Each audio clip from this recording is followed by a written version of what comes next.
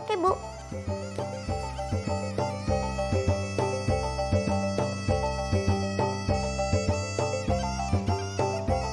Satu, dua, tiga, empat, lima, enam, tujuh, delapan. Iya, bagus Nasya. Tapi badannya miring sedikit ya. Haha, ya. Terus kakinya ditekuk dikit aja. Iya, begitu. Oke, kita istirahat dulu sebentar. Nanti kita ulangi lagi bagian yang tadi ya. Oke, Bu. Halo teman-teman yang di rumah, selamat pagi. Kalian pastinya sudah semangat dong untuk beraktivitas hari ini. Sekarang aku sedang latihan tari pasambahan dari Sumatera Barat untuk persiapan misi budaya di Malaysia beberapa bulan lagi. Aku seneng banget deh lolos seleksi untuk misi budaya ini. Oh iya, Radit dan Arka juga lolos loh sebagai bagian dari grup angklung.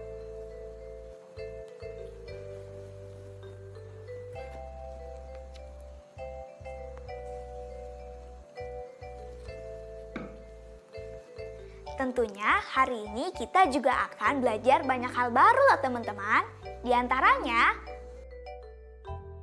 memahami kebudayaan Indonesia Malaysia, belajar membuat pohon klasifikasi, memahami penulisan huruf kapital, mempelajari nilai mata uang, dan mempelajari nilai tukar mata uang Indonesia dengan beberapa negara ASEAN.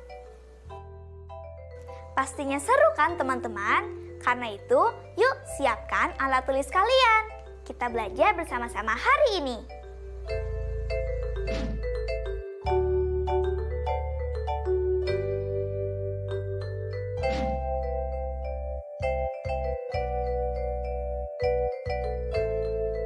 Nasya, kegiatan kita nanti akan digelar di Auditorium Bandaraya, Kuala Lumpur, Ibu Kota Malaysia.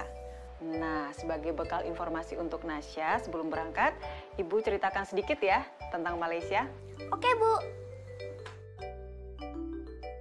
Malaysia adalah salah satu negara ASEAN dengan ibu kotanya Kuala Lumpur. Berbeda dengan Indonesia yang dikepalai oleh presiden, Malaysia dikepalai oleh seorang Perdana Menteri dengan jumlah penduduknya sebanyak 32,5 juta jiwa. Lagu kebangsaannya adalah Negaraku. Masyarakatnya bertutur dengan bahasa Melayu, bahasa yang sebagian masyarakat Indonesia pun menggunakannya, seperti di daerah Kepulauan Riau.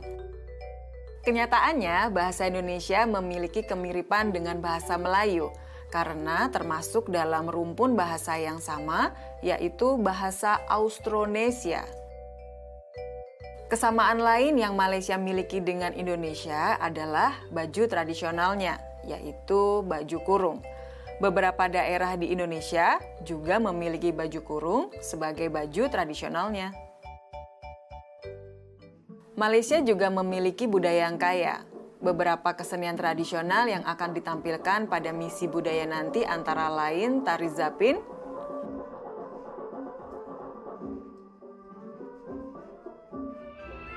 joget Melayu,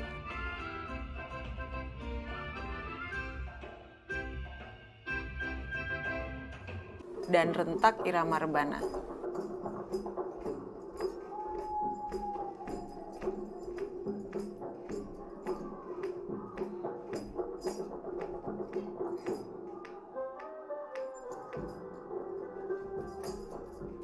Nah, Nasya sekarang mengerti kan?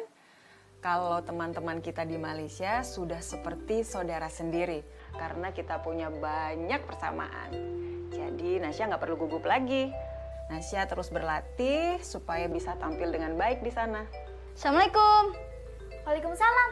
Arka, sini masuk. Nih, ada Bu Guru. Loh, Arka mau belajar bersama Nasya ya? Iya, Bu. Nah, kebetulan Ibu punya satu tugas untuk kalian semua. Coba kalian buat pohon klasifikasi profil negara Malaysia. Arka nanti buat juga ya bersama grup angklung. Baik, Bu. Oke, selamat siang anak-anak. Jaga kesehatan ya.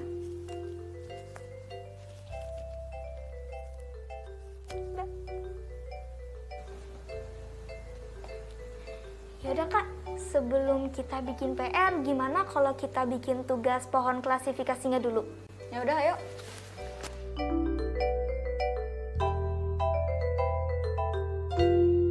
Yaudah Kak, aku ganti baju sama mau ngambil buku dulu ya. Udah, ya.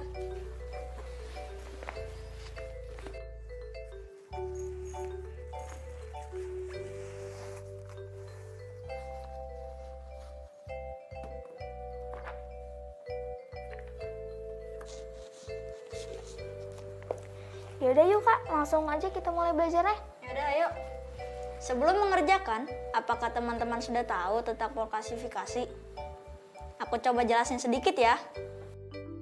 Pohon klasifikasi adalah satu metode yang digunakan untuk menyusun data secara sistematis. Nah, pertama-tama, salinlah pohon klasifikasi berikut ini pada buku kalian.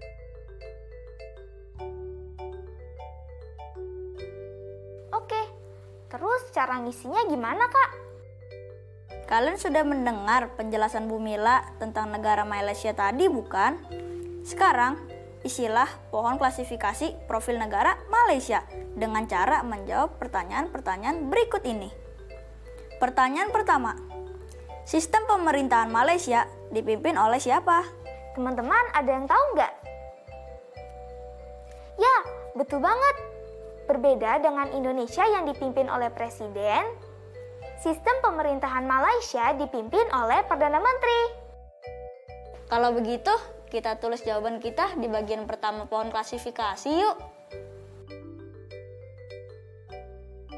Lalu untuk pertanyaan keduanya itu apa Kak? Berapa banyak jumlah penduduk Malaysia? Berapa ya? Oh, ada yang ngejawab nih, 32,5 juta jiwa. Apakah benar? Benar, kita tulis jawaban kita yuk. Untuk pertanyaan ketiga, apa bahasa resmi yang digunakan di Malaysia? Wah, ini sih gampang banget teman-teman. Karena bahasa kita itu mirip banget.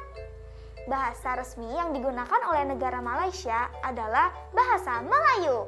Mantap. Pertanyaan selanjutnya, apa lagu kebangsaan Malaysia?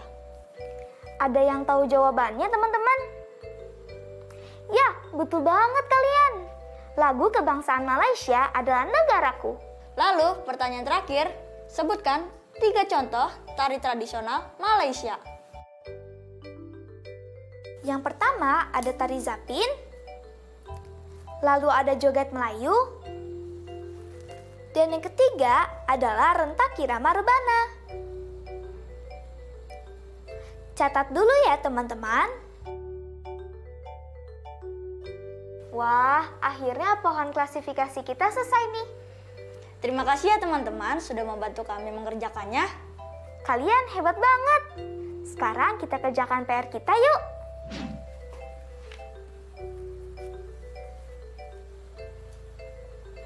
Kamu udah ngerjain PR menyunting penggunaan huruf kapital nggak, Nasya? Udah kok. Teman-teman di rumah juga perhatikan yuk. Soalnya habis penjelasan ini, kita akan mengerjakan tugas bersama. Oke, aku jelasin ya. Berdasarkan Pedoman Umum Ejaan Bahasa Indonesia, huruf kapital pada istilah geografis ditulis sebagai berikut. Pertama, huruf kapital digunakan pada huruf pertama pada awal kalimat. Contohnya, Benita membaca buku. B pada awal kalimat harus kapital. Pedoman berikutnya, huruf kapital dipakai sebagai huruf pertama nama geografi. Contoh kalimatnya, aku naik perahu di Sungai Musi. A pada aku ditulis kapital karena pada awal kalimat. Lalu S dan M pada Sungai Musi ditulis kapital karena merupakan nama geografi. Contoh berikutnya, dia berlibur ke Kamboja. D pada dia kapital karena di awal kalimat. Dan K pada Kamboja kapital karena merupakan nama geografi. Tapi hati-hati ya, karena huruf pertama nama diri geografi yang dipakai sebagai nama jenis tidak ditulis dengan huruf kapital. Contohnya, jeruk Bali, kacang Bogor, dan petai Cina. Semua tidak kapital karena dipakai sebagai nama jenis. Selanjutnya, huruf kapital dipakai sebagai huruf pertama dalam nama negara, lembaga, badan, organisasi, dan dokumen. Kecuali kata tugas seperti di, ke, dari, dan, yang, dan untuk. Contohnya, Republik Indonesia, Perserikatan Bangsa-Bangsa, dan Kementerian Kesehatan RI. Oke, aku mengerti. Teman-teman di rumah juga sudah mengerti kan? Kalau begitu, kita coba ngerjain latihan bersama-sama yuk. Nah, teman-teman, di sebelah kiri terdapat tulisan yang akan kita sunting. Nanti hasil suntingnya akan kita tulis di kolom sebelah kanan. Kita baca sejenak dulu yuk sebelum kita kerjakan. Oke.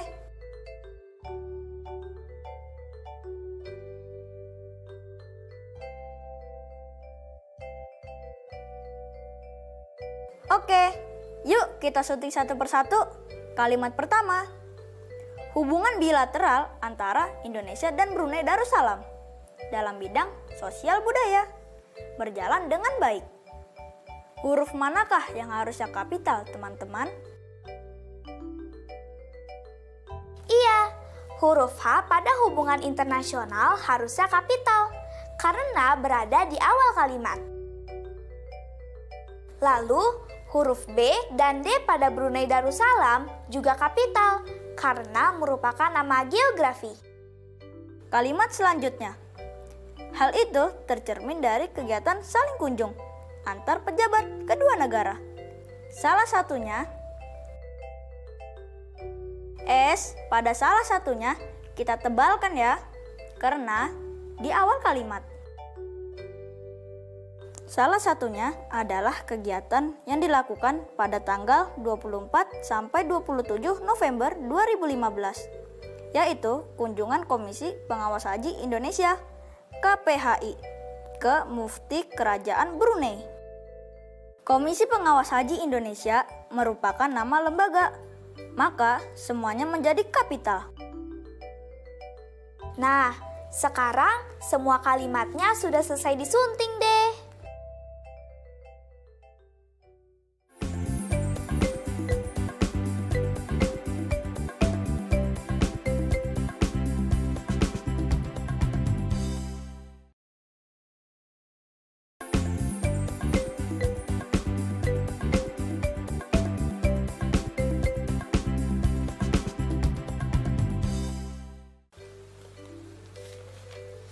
Arka, Terima kasih Tante. minum dulu ya.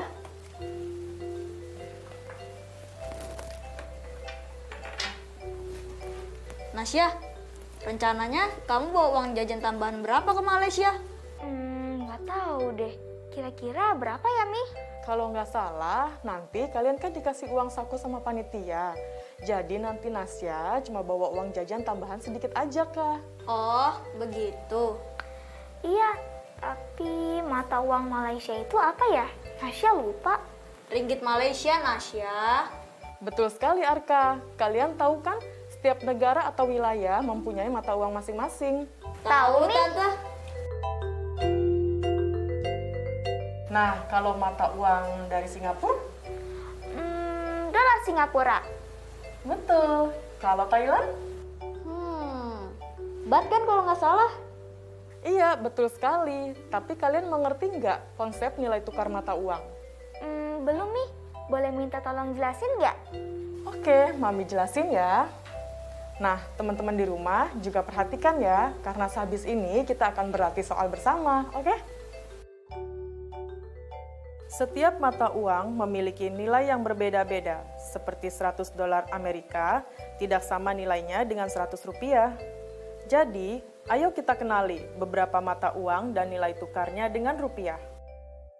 Pertama, dolar Amerika yang dilambangkan dengan simbol ini sering digunakan dalam perdagangan antar negara.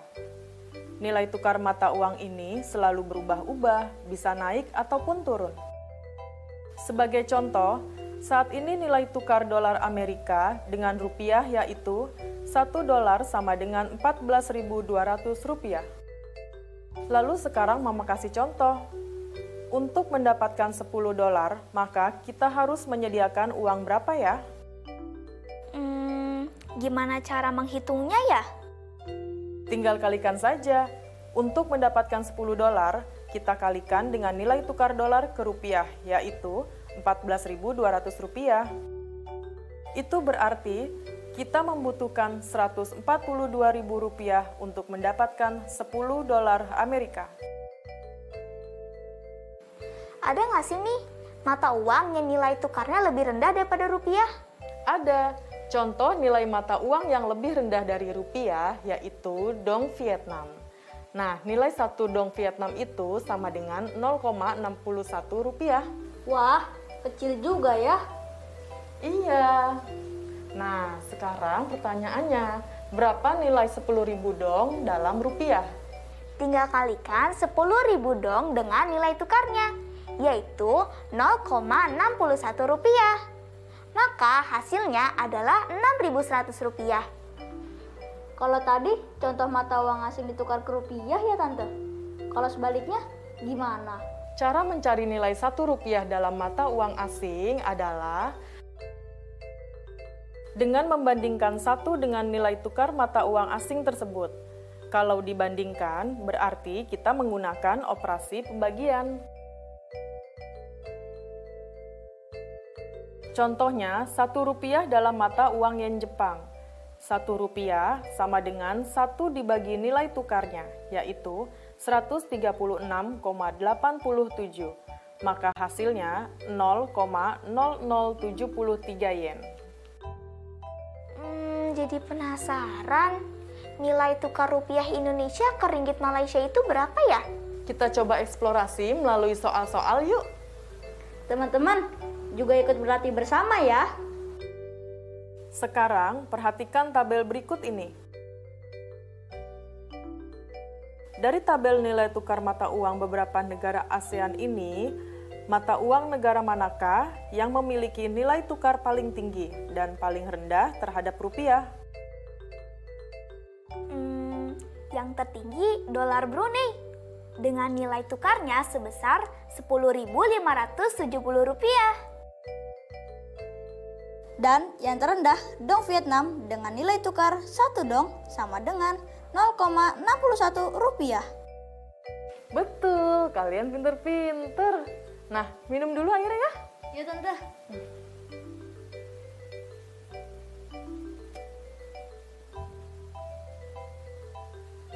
Gimana? Enak? Manis? Mantap. Nah, sekarang Mami mau kasih coba soal lainnya ya. Gimana? Boleh, siapa takut? Oke, begini soalnya. $1 Singapura jika ditukarkan ke rupiah nilainya setara dengan Rp10.500. Jika kamu punya $5 Singapura dan ingin menukarkannya ke rupiah, berapa rupiah yang akan kamu dapatkan? Coba Arka yang jawab ya Tante. Nilai $1 Singapura sama dengan Rp10.500. Maka $5 Singapura ditukar ke rupiah menjadi 5 dikali Rp10.500 sama dengan Rp52.500. Benar, pinter kamu Arka. Nah, sekarang pertanyaan selanjutnya ya. Mami ingin berkunjung ke Thailand. Oleh karena itu, Mami ingin menukarkan uang sebanyak Rp234.000. Berapa baht uang yang akan Mami peroleh? Tadi gimana ya? Aku masih bingung. Pertama, kita tulis dulu nilai tukar 1 baht, yaitu Rp468. Sekarang kalau dibalik, kita memiliki Rp4.680. Jika dijadikan baht, berapa? Kita bagi jumlah uang yang dimiliki senilai Rp4.680 dengan nilai tukar sebesar Rp468 sama dengan berapa? 10 baht. Lalu kalau 100 baht berarti sama dengan berapa rupiah?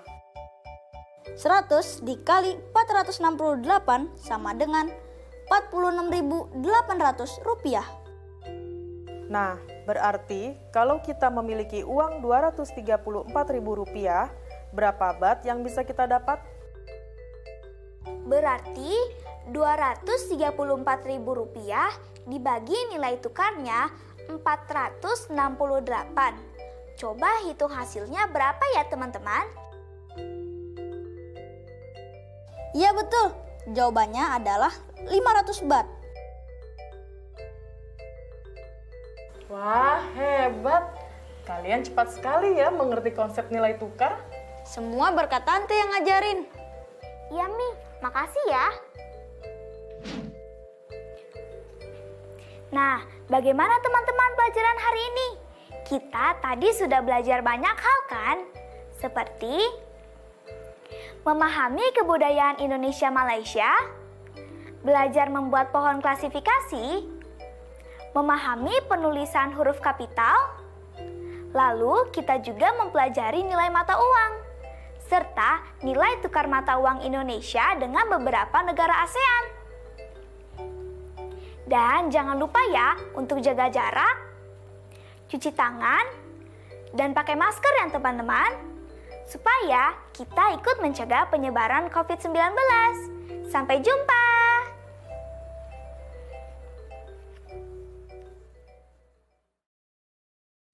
Tetap belajar dari rumah ya teman-teman, jaga jarak, rajin cuci tangan, dan pakai masker agar kita ikut mencegah penyebaran COVID-19. Sampai jumpa!